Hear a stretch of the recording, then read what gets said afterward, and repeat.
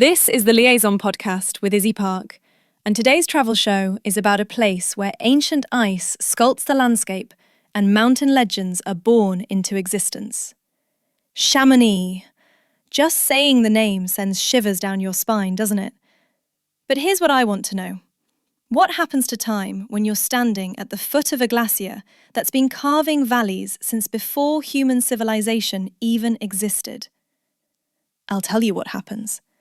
It bends, it stretches, it becomes something entirely different. Now, most people think of Chamonix as just another ski resort, another pretty postcard from the Alps. Oh, how delightfully wrong they are. This is where mountaineering was essentially invented, where climbers first looked up at Mont Blanc and thought, yeah, I'm going to climb that monster. Because that's a totally reasonable thing to think when staring at nearly 16,000 feet of rock and ice. Have you ever wondered what it feels like to watch a glacier move? To actually witness geology in action? In Chamonix, the Mer de Glace, that's the Sea of Ice for those of us who don't speak French, literally lets you step inside its frozen heart. And trust me, what you'll discover there will change everything you thought you knew about mountains, time, and the legends they create. Chamonix, the cathedral of stone and ice. Picture this. You're standing on a knife-edge ridge at nearly 4,000 meters, wind screaming past your helmet, watching climbers move like tiny insects across a vertical face of granite and ice. Below you, 20 kilometers of glacier descent drops away into mist. Behind you, Mont Blanc towers another 1,000 meters into impossible blue sky. Your guide adjusts the rope between you, casually checking the crevasse crossing ahead, and you realize this isn't a ski resort. This is Chamonix. And you're about to ski terrain that's been humbling humans since before skiing was even invented. The French Alps aren't playing games here. While purpose-built resorts wrap you in safety nets and groomed perfection, Chamonix offers something far more intoxicating. Legitimate consequence, wrapped in 2 centuries of mountaineering legend. This narrow valley beneath Western Europe's highest peak has shaped the entire culture of mountain sports. Every ice axe ever swung, every mountaineering technique ever developed, every crazy person who decided glaciers looked skiable, their DNA lives in these mountains. And now, you can access some of the most extreme terrain in Europe via cable car, stand where Hillary and Tenzing trained, and understand what alpinism actually means. It's not about luxury chalets and champagne, though those exist. It's about testing yourself against something genuinely wild, while walking streets where the world's greatest climbers once plotted impossible ascents. Here's what makes Chamonix absolutely unmissable. You can ride a cable car from town directly to nearly 4,000 meters in 20 minutes. The Aiguille du Midi cable car climbs so aggressively your ears pop, depositing you onto a summit platform where France, Switzerland, and Italy converge beneath your feet. The drop-off is so severe, so vertigo-inducing, that standing there rewrites your understanding of vertical space. And from that platform, you can access the Vallée Blanche, a 20-kilometer descent through crevassed glaciers, past seracs the size of apartment buildings, skiing terrain that demands respect and rewards courage. This isn't something you can experience anywhere else. The particular combination of extreme accessibility and genuine mountain environment exists nowhere else in the Alps. But beyond the headline thrills, Chamonix offers something even rarer: authenticity. This is a real town that happens to have legendary skiing, not a resort pretending to be a village. People live here year-round. The boulangerie serves actual locals, not just tourists hunting croissants. The gear shops aren't themed entertainment. They're stocking equipment for tomorrow's Mont Blanc attempts. Walk through town and you'll pass monuments to mountain guides lost in the peaks above, sobering granite reminders that these mountains have teeth. You'll see climbers hunched over espresso at dawn, checking weather windows, speaking that universal language of conditions and routes. The vibe crackles with purpose. Everyone here is mountain-obsessed, whether they're attempting first descents or simply living in the shadow of these peaks because nowhere else makes sense anymore. The terrain itself tells stories. The Mer de Glace, France's longest glacier, snakes down from the massif like a frozen river, though it's retreating visibly from climate change.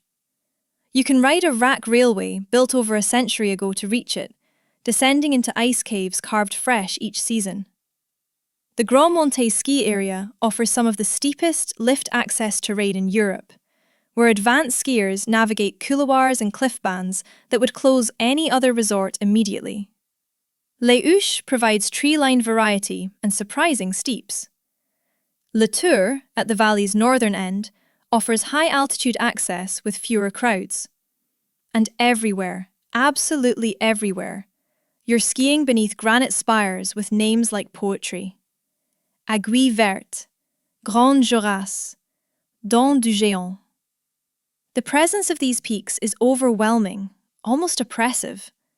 They dominate every view, every thought, reminding you constantly that you're small and temporary, while they're ancient and indifferent.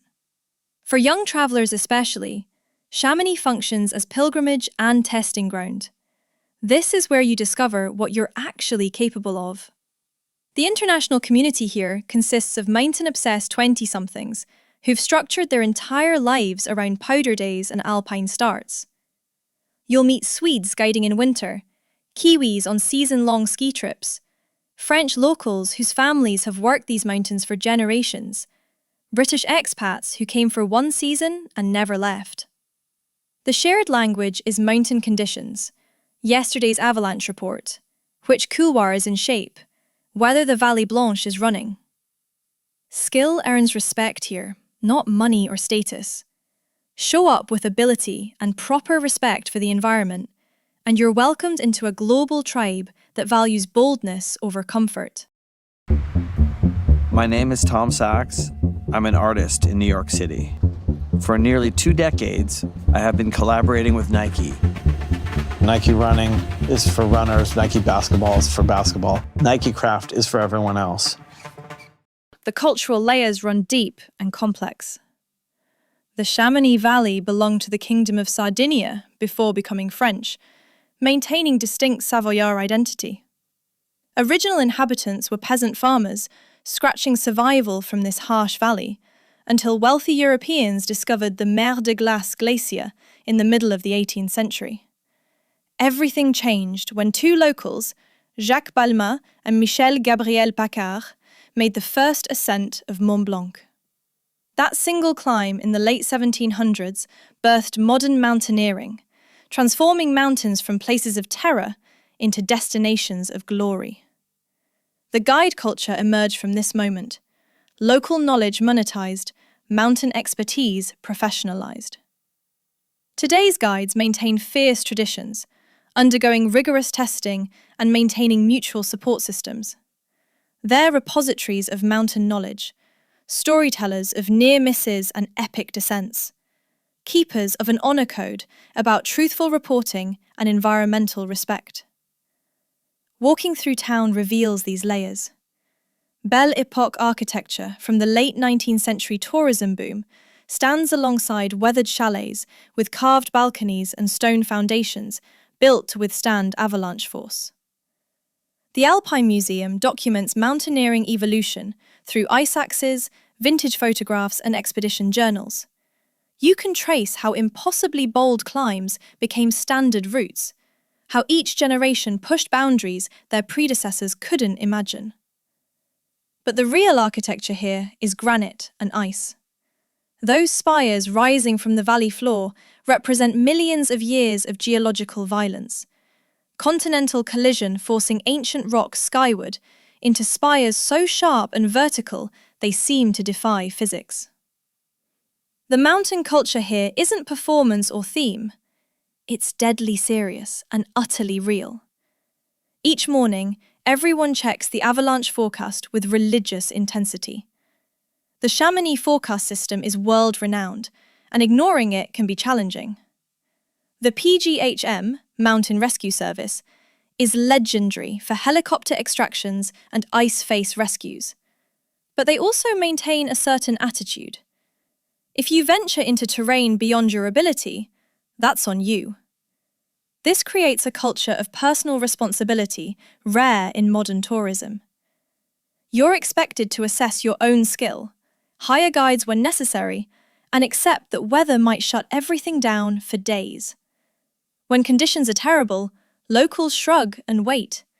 When conditions are perfect, everyone moves fast because weather windows don't last. Experiencing this culture means embracing its rhythms. Mornings start early. First lift matters when fresh snow has fallen. You'll see headlamps bobbing in pre-dawn darkness as ski tourers head into the backcountry, earning their descents through hours of uphill skinning. Mountain restaurants at midday offer tartiflette and fondue, heavy, rich, cheese-based Savoyard dishes designed for caloric replenishment. Après-ski begins when lifts close around 4 or 5, but it's subdued compared to Austrian excess.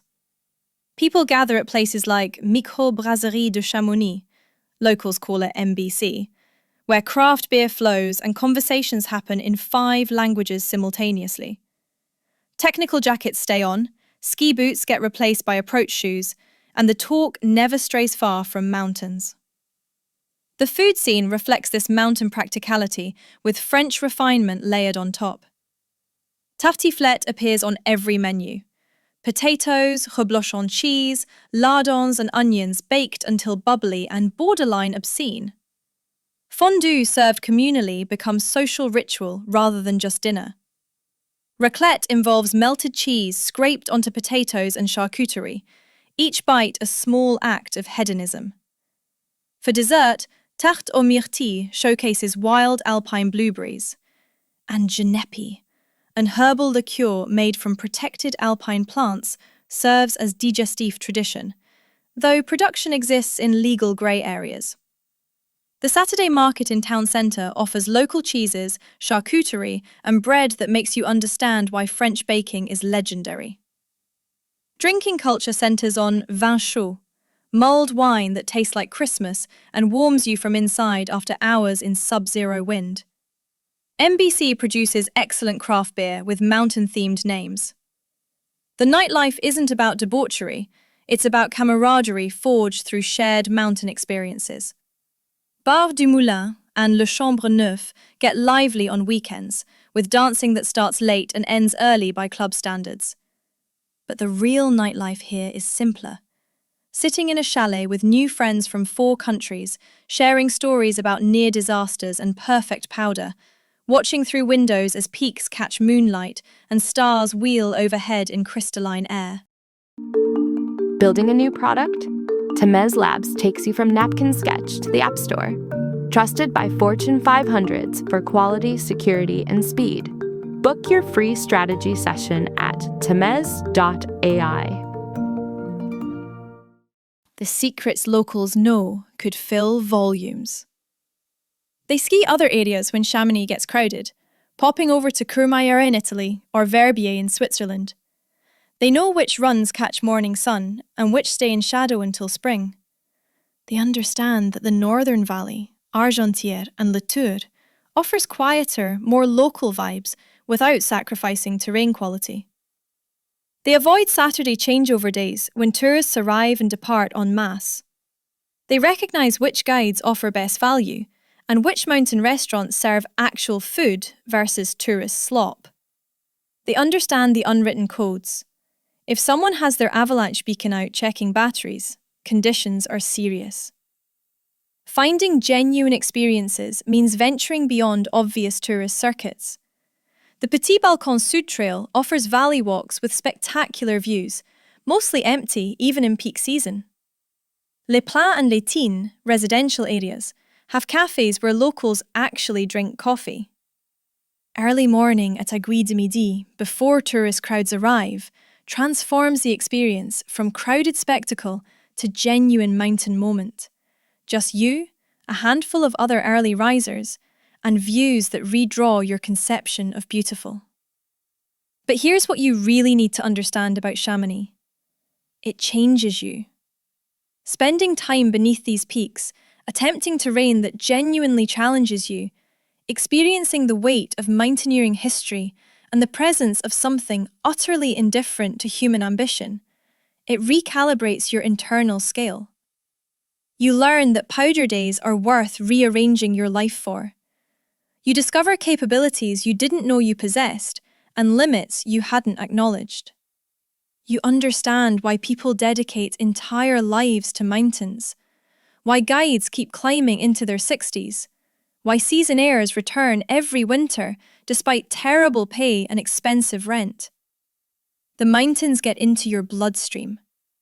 Stand at the valley floor on a clear winter evening and watch alpenglow transform Mont Blanc from grey to pink to orange to purple as sunset progresses.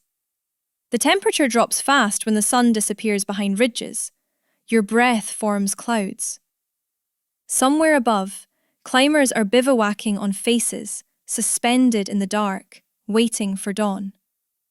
Tomorrow you'll wake early, check conditions, decide what's possible. Maybe the Vallée Blanche if weather holds. Maybe exploring tree runs if clouds descend.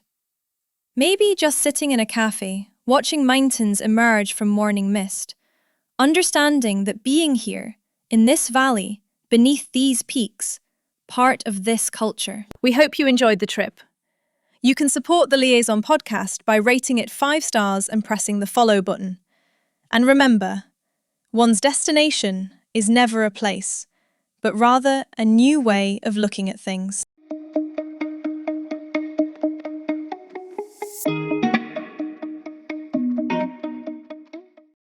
Grep News. Thomas.